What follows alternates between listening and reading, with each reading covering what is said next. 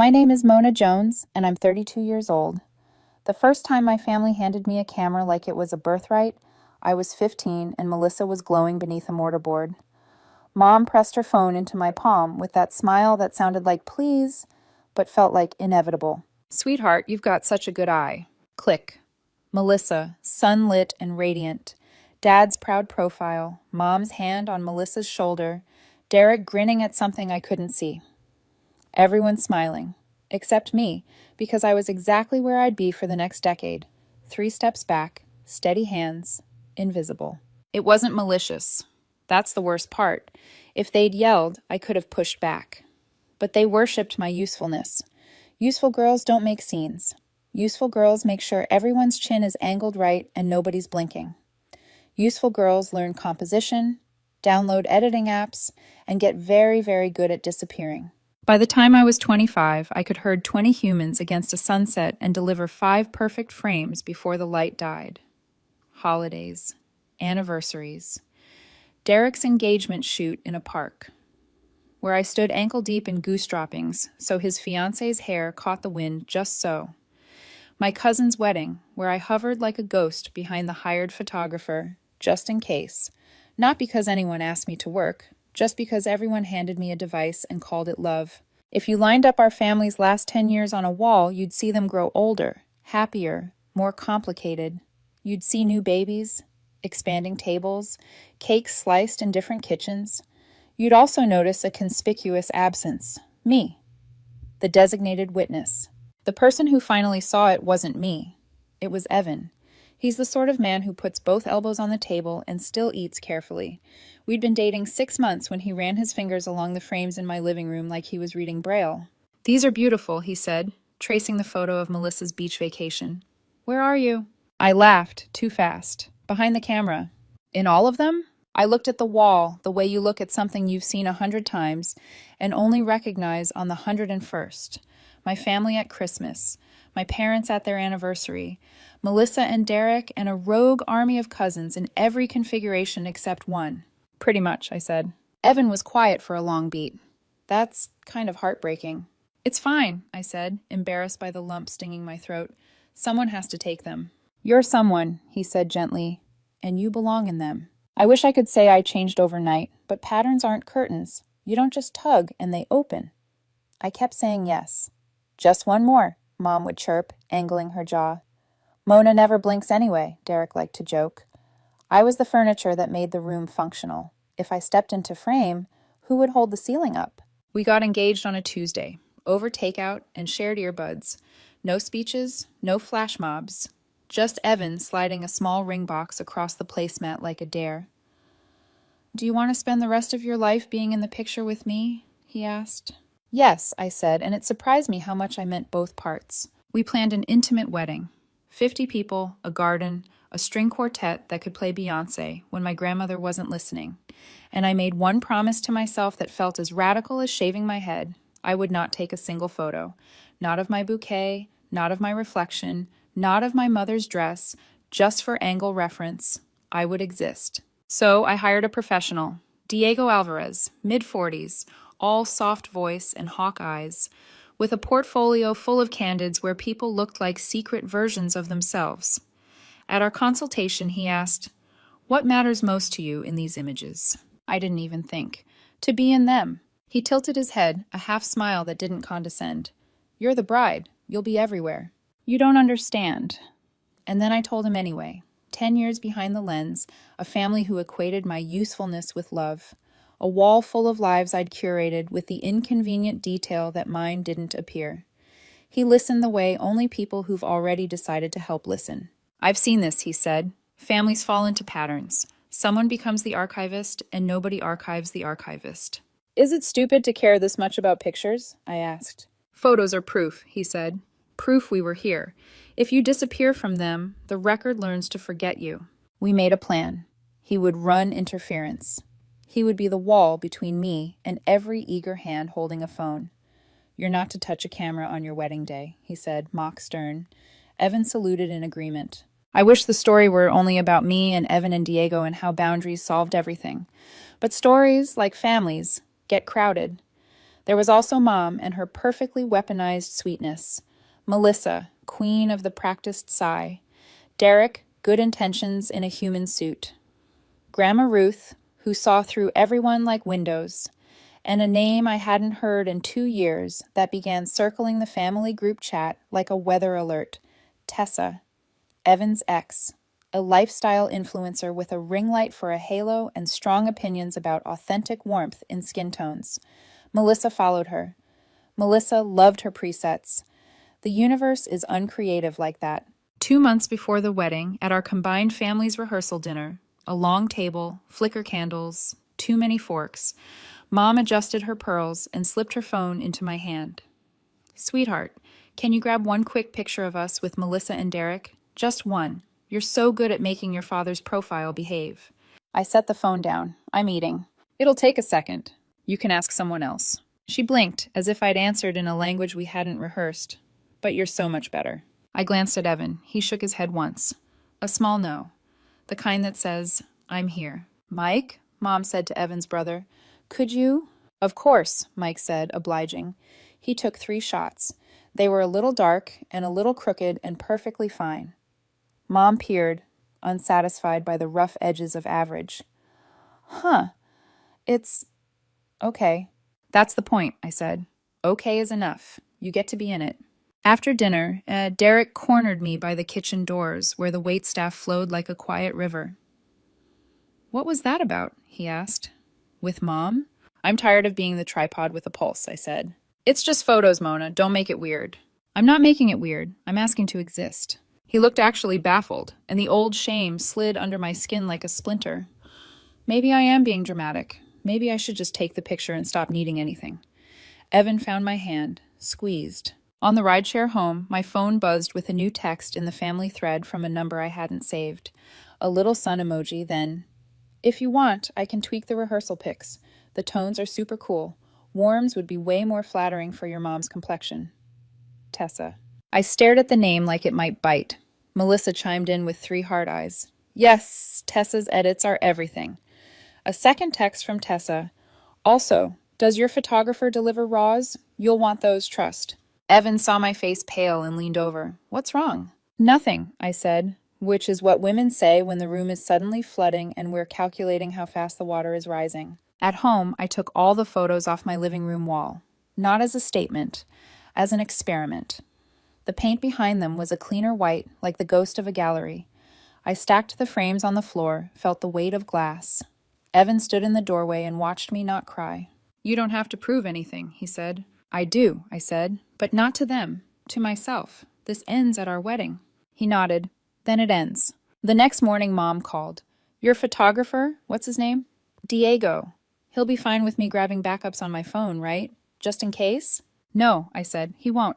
A silence as thin and sharp as a blade. You're being very intense about this. I'm being visible? Another text pinged from Melissa, but I didn't open it. I didn't need to see whatever polite pressure she'd lacquered with emojis. The ocean doesn't negotiate with the weather. It just is. The day after that, Diego emailed his timeline. Family formals blocked and labeled and scheduled like a military operation. At the bottom, a note. Mona, you are in every shot where you belong. If someone tries to hand you a phone, give it to me. I exhaled. For the first time in 10 years, I believed a simple sentence could change the way a story was told. I will be in the picture. And if certain ghosts from other people's past showed up with ring lights and presets and opinions, well, let them come. I had a photographer who knew the assignment, a partner who knew my heart, and 2 hands that no longer existed to hold other people's memories at the expense of my own. The lens was finally turning. On me. On us. On the space I'd earned and refused to give back. 2 weeks before the wedding, Diego sent me his polished schedule, blocked out down to the minute. Bridal prep shots at 10. Ceremony by 1. Family formals immediately after. His note at the bottom was like a protective spell. Remember, Mona, you are not touching a camera, not a phone, not even for a selfie. Leave the documenting to me. You exist in these frames. It should have made me relax, but instead my stomach knotted. Because I knew my family. I knew Mom's reflexes. I knew Melissa's sighs. I knew Derek's oblivious chuckle. and I knew exactly how invisible I could become if I didn't fight harder than I ever had. The rehearsal day arrived. The garden was soft green, chairs set in rows like disciplined soldiers, the air sticky with roses. Everyone was there. Evan's family, my family, friends milling around, pretending not to judge seating arrangements. Diego hovered quietly in the background, checking light angles, already my ally. Dinner that night was supposed to be casual. It wasn't. The long table was crowded with wine glasses, too many forks, and my mother's voice carrying like it always did when she wanted to command the mood. Halfway through the meal, she leaned over. "Mona, darling, you'll make sure the photographer gets the family formals right? You always know everyone's best sides." I swallowed a mouthful of water that felt like rocks. "That's Diego's job." "Yes, but you can supervise. You know how picky your father is about his profile. And Melissa's hair, sometimes it photographs too flat." "Mom," I cut her off, "I'm not supervising anything. I'm in the photos." The table went still. Forks paused midair. Melissa blinked, then laughed lightly, like I was a child stomping her foot. "Of course you'll be in them, but it doesn't hurt to oversee. You're good at it." "I'm done being good at it," I said, my voice steadier than I felt. "I want to actually exist in my wedding pictures." A silence spread, thin and suffocating. Evan reached for my hand under the table and squeezed once. He didn't say anything. He didn't have to. His silence said, "I've got you." Later that night, as we drove home, my phone buzzed again. A message in the family chat. But it wasn't from Mom. It wasn't from Derek. It wasn't even from Melissa. It was from Tessa. Her name lit up my screen like a ghost. "Hey, Mona. So excited for your big day. I've been following Diego's work. So pretty. Quick cue, though. Does he give raws? You'll want them for flexibility."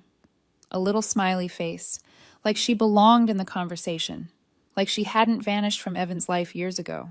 Before I could type, Melissa chimed in with a string of heart emojis. "Yes, Tessa, you're the queen of edits. Can't wait to see what you do with them." I stared at the screen, blood pounding in my ears. Evan glanced over. "What's wrong?" "Your ex is offering to re-edit our wedding photos," I said flatly. Evan's jaw clenched. "Of course she is." The next morning, Diego called me directly. "So," he said calmly, "someone's already asked me about Roz." "Who?" My voice shook. "Your sister," he said. "Mentioned a friend who's really good at editing. I said no. My work is my work. But I thought you should know." I closed my eyes. Melissa. Of course, Melissa. Hiding Tessa's name under the safe word friend. My stomach twisted with fury, but beneath that was something worse. Fear. Fear that even on the day I'd carved out for myself, I would still be erased, smoothed out, handed to someone else's definition of perfect. That night, Evan found me pacing.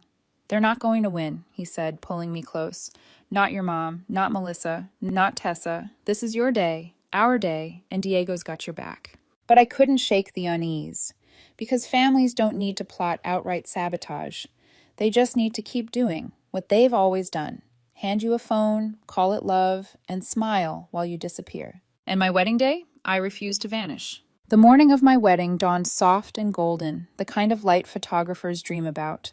For once, I wasn't thinking about light. I was thinking about being seen. Diego arrived at 10 sharp, rolling cases of equipment like a soldier bringing weapons to battle. "Today," he said as he set up, "you don't lift a finger except to hold your bouquet." I laughed, but it came out shaky. He caught my eyes and added, "I mean it, Mona. If someone hands you a phone, you hand it to me." My hair was still pinned half up when Mom slipped into the bridal suite. Her pearls glinted, her perfume familiar and suffocating. She kissed my cheek, then glanced at the mirror. "You look beautiful," she said, before her gaze flicked toward Diego, adjusting a lens. "Oh, good, he's here. Mona, just make sure he gets my left side during the family shots. And your father hates profile angles, remember?" I set the bouquet down. "Mom, Diego knows what he's doing. I'm not directing anything." She blinked. "But you've always—" "Not today," I said firmly. Her lips tightened, but she didn't argue. Not yet. The ceremony was a blur of lace and sunlight, of Evan's steady hands, and the sound of Grandma Ruth's sniffles in the second row.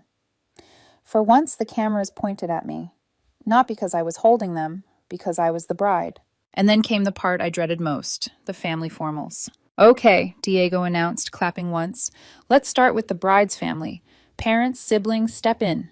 Mom immediately reached into her purse, pulling out her phone. I'll just grab some backups. No, Mrs. Jones, Diego said smoothly, stepping forward like a shield. That won't be necessary. I've got it covered. She hesitated. Just in case. Today you're not the photographer, Diego said gently, but firmly. You're the mother of the bride. Be in the frame. The words hung in the air. For a second, I thought she'd argue. But then she slowly, reluctantly, slipped her phone back into her purse and moved beside Dad. Click. Flash. For the first time in years, there I was, standing in the middle, not behind the lens, not cut out, not erased. We moved through combinations. Siblings, extended family, grandparents. Each time, Diego positioned me at the center. Each time, I could feel the unease ripple behind the smiles, like my family didn't quite know what to do with me standing there instead of working for them. Later, at the reception, as I danced with Evan under strings of lights, Melissa appeared at my elbow, her smile tight. Great day, she said. Diego's good, but, do you think he'll send the raws? I froze. Why? Well, Tessa could help. She's amazing with editing. She said some of the colors look a little flat. She could make them really pop. My blood turned cold. Melissa, no, absolutely not. These are my wedding photos, edited by the photographer I hired. They're not passing through Tessa's filters. Melissa's practiced sigh slid out like it had rehearsed for years.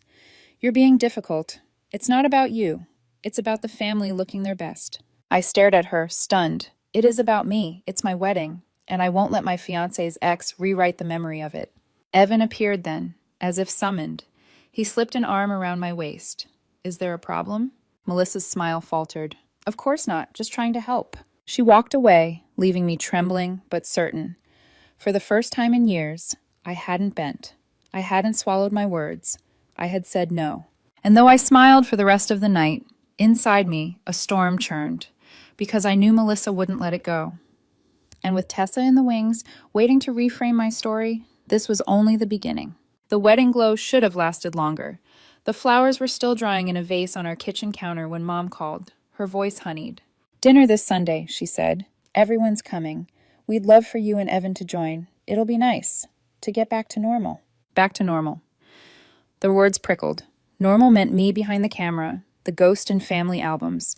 But Evan nudged me as if to say, go, face it. So I agreed. So, that Sunday, the Jones dining table was crowded.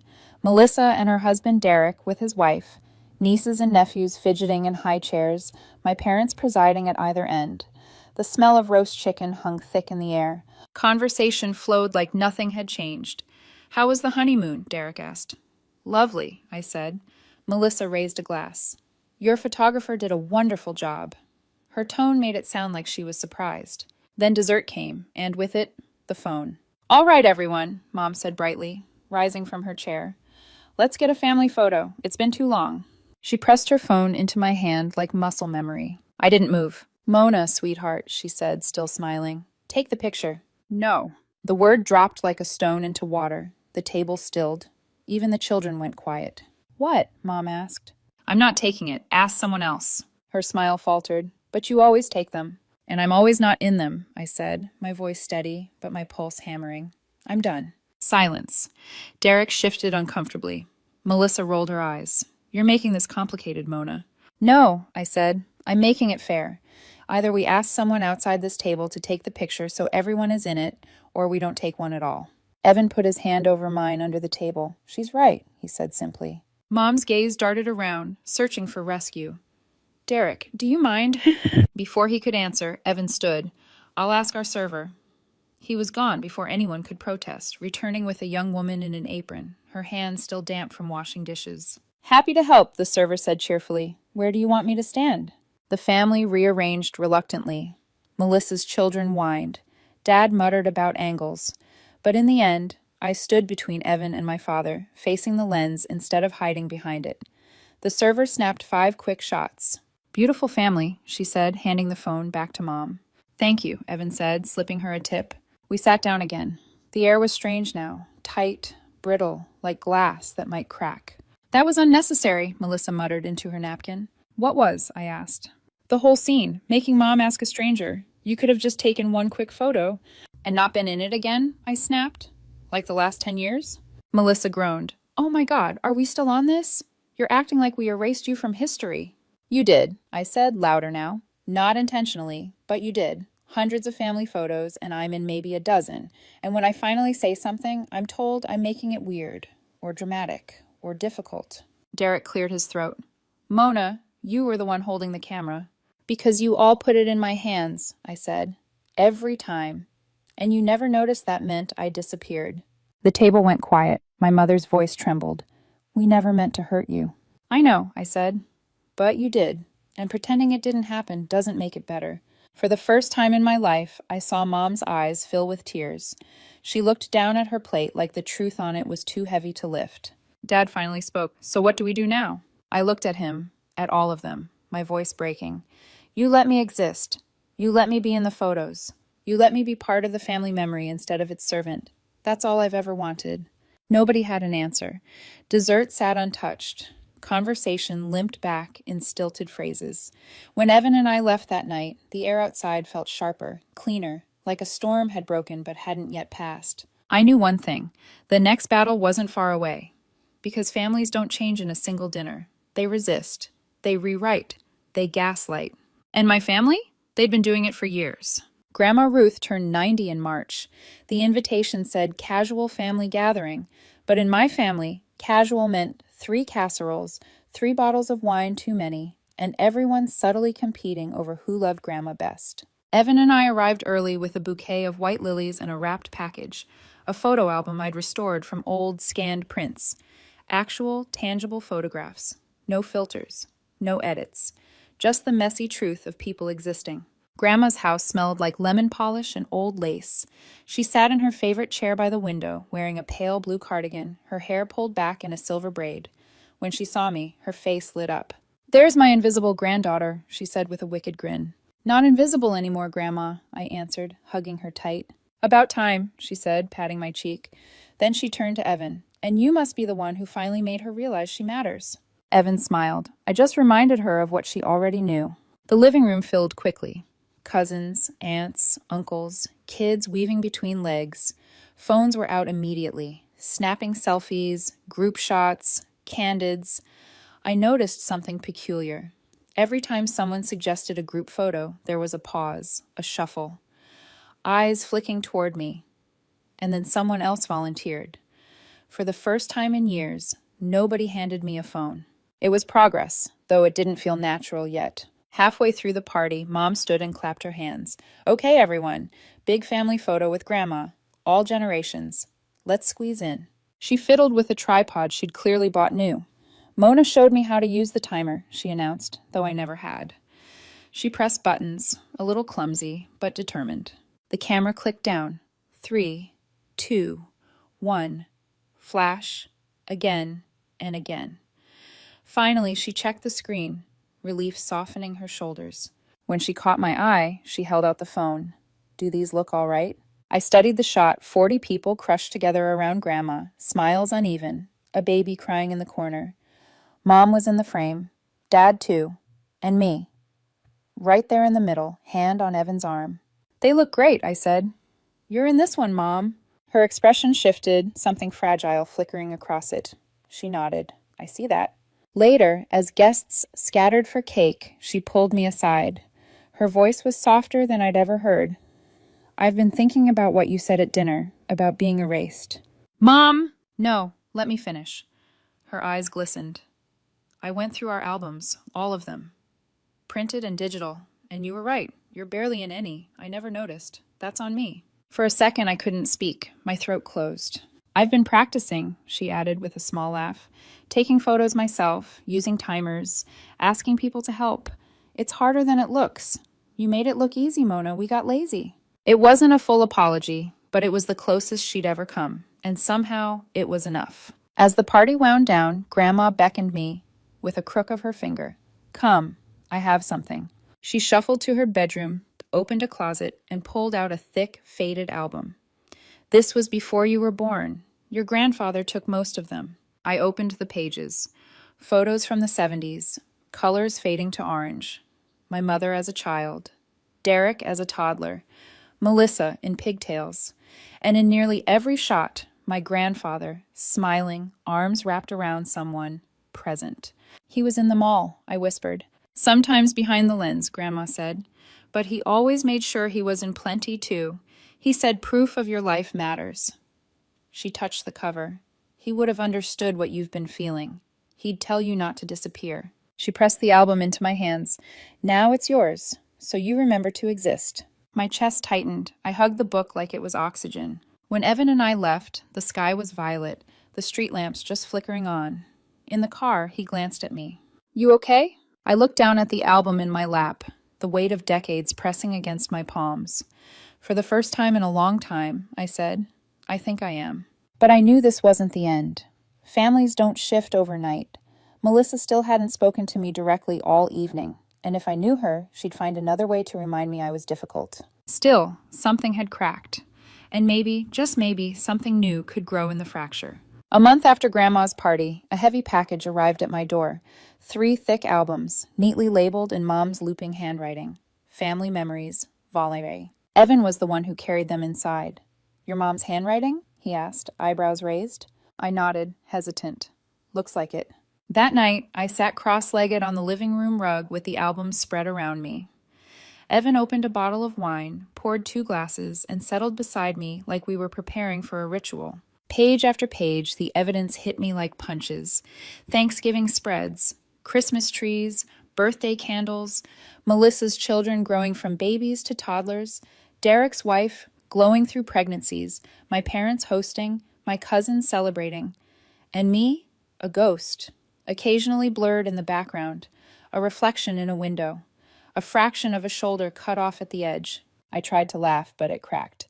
See, I really wasn't exaggerating. Evan put his arm around me. It's brutal, he admitted, but now they've seen it too. I turned another page, and then I saw it, tucked into the back sleeve of the final album, a single printed photo from the wedding. The family formal Diego had taken, all of us together, Evan at my side, me at the center. My smile real. My mother beside me, her hand barely touching my arm, and underneath, in her handwriting, the first of many, love, Mom. I stared at the words until they blurred. My throat burned. For years I had begged silently just to be acknowledged, to be seen. And here it was, not a full redemption, not the repair of a decade's worth of erasure, but a start. The months after that weren't perfect. Melissa still rolled her eyes when I insisted on using a timer for group shots. Derek fumbled awkwardly with my phone at barbecues. Dad still grumbled about his profile, but something had shifted. Slowly, grudgingly, the habit of excluding me began to break. At Easter, Melissa's daughter tugged my sleeve. Aunt Mona, we're taking a photo. Come stand with us. She pulled me into the frame before anyone could hand me a phone. At a cousin's birthday, Derek stopped me mid-step. Nope, stay there. You're in this one. He shoved his own phone at a stranger and jogged back into place. And one evening, as Evan and I flipped through Grandma's old album together, he whispered, See, your grandfather knew. He left proof so you'd never forget you belonged. The change wasn't dramatic. There was no sweeping apology, no tearful reconciliation where everyone suddenly understood. Families rarely work that way. Instead, there were small adjustments, awkward pauses, subtle corrections. And maybe that was better, because it wasn't about one grand gesture. It was about repetition, about forming new patterns to overwrite the old. It took 10 years for me to disappear. I knew it would take longer to fully reappear, but now I had proof that it was possible. Proof on glossy paper, tucked in an album, signed in my mother's hand. The first of